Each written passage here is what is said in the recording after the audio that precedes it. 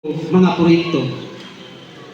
Sa pagsugod ni tuig 2018 sa paglingkod nato pagkakapitan sa Parmbugas, ako kay na kong kalipay na wala ko biyai sa atong halangdon na gobernador kanhi karon congressman.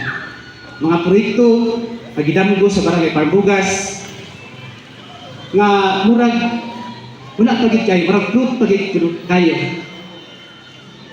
Pakabot sa panahon nga iya kong itabangan tungod lagi kay mao gikumpleto ginato yang pangalan tungod kay sulit supporter kita sa mga imani.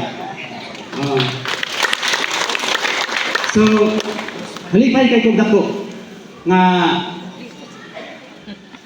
sa mga proyekto nga atong ipangandoy katawan sa barangay Tabo nangabot na yun ug napay niabot na ug napagay umaabot.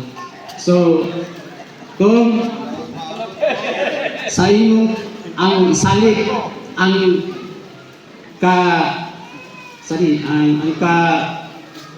kabaguhan sa among barangay Parmbugas uban sa atong halangdon mayor sa lungsod sa Plateria.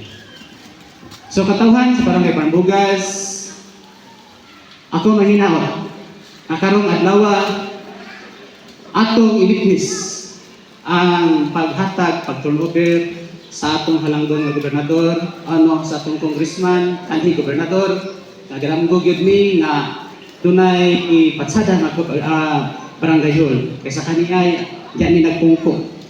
Karon murag nanan taas-taas gamay, pwede pud sa ubos kay kus andanas naman. So daghan kayong salamat ana.